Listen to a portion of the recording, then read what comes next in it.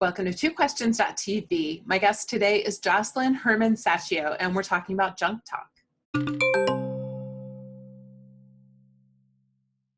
Welcome to TwoQuestions.tv. I'm Susan Baroncini-Moe. Joining me today is Josselyne Herman-Saccio. She's a communication expert with Landmark, a personal and professional growth, training, and development company that's had more than 2.4 million people use its programs to cause breakthroughs in their personal lives as well as in their companies, generating more than 100,000 community projects around the world.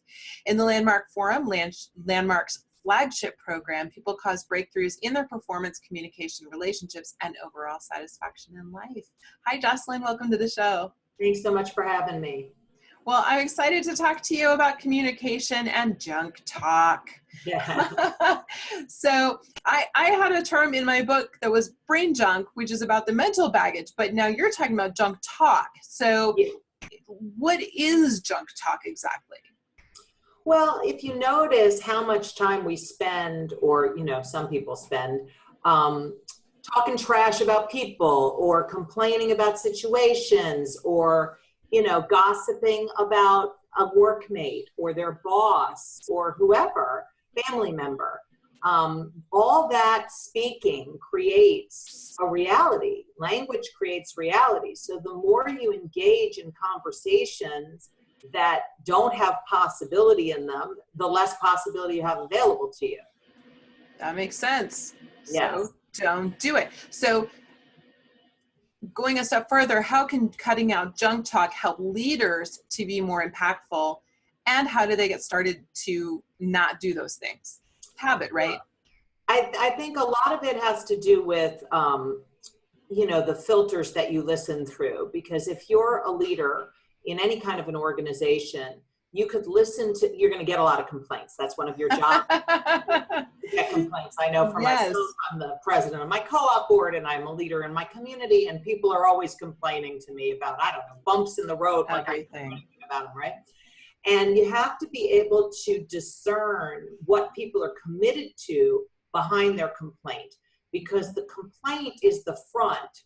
But there is something behind any complaint that somebody's committed to that they may not be articulating. So as a leader, you can train yourself to listen for the commitment behind the complaint. So as an example, one of the community groups that I was the leader of for a long time, somebody was complaining about the flower beds in our community.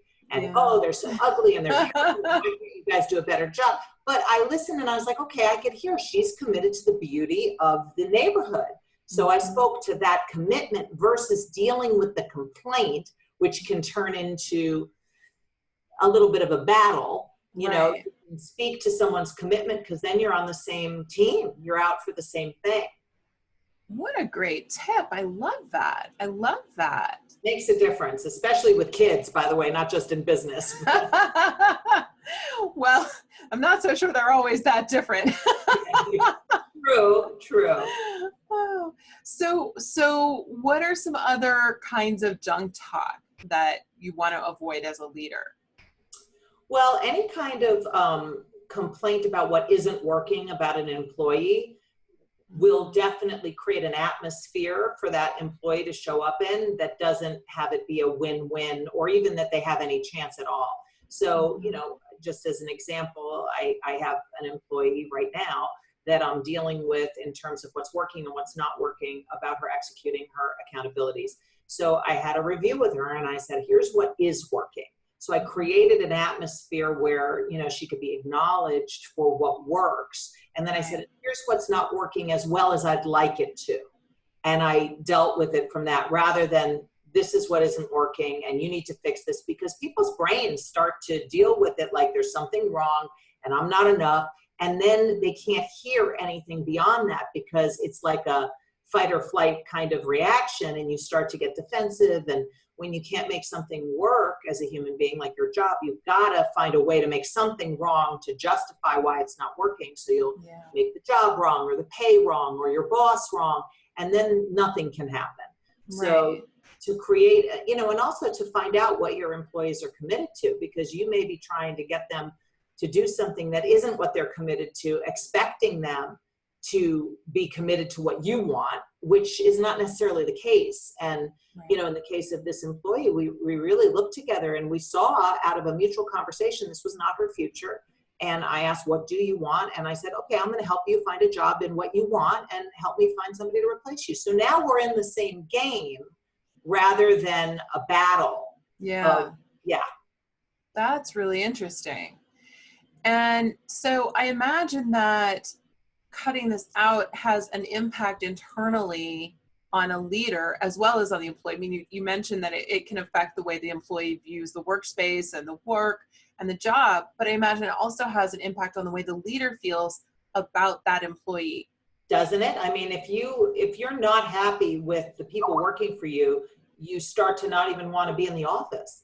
And there's a loss of power and freedom and self-expression in your very own environment, whether it's a leader in a community or a leader in an office or the leader of a nonprofit or whatever it is that you're working with. So it's very important to tend to the environment. And the environment is mostly made up of language, if you think about it. So the conversations that people are engaging with in the environment create the environment.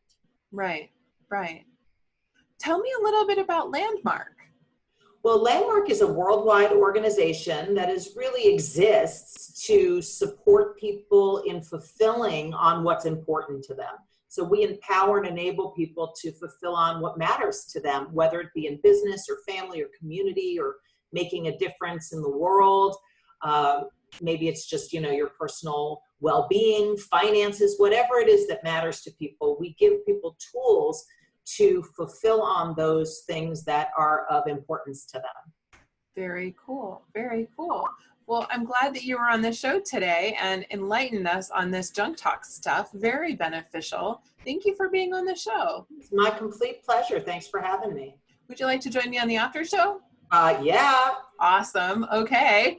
Well, viewers, if you'd like to join us on the show, come with us. We're going over to twoquestions.tv. That's the URL. A lot of people don't know that, so I always tell you that's the URL. And it's the only place you can find the after show. So come with us. We'll see you over there. In the meantime, we're going to have a link in the show notes for today so you can find Josselyne and her company. Thanks for watching. We'll see you next time.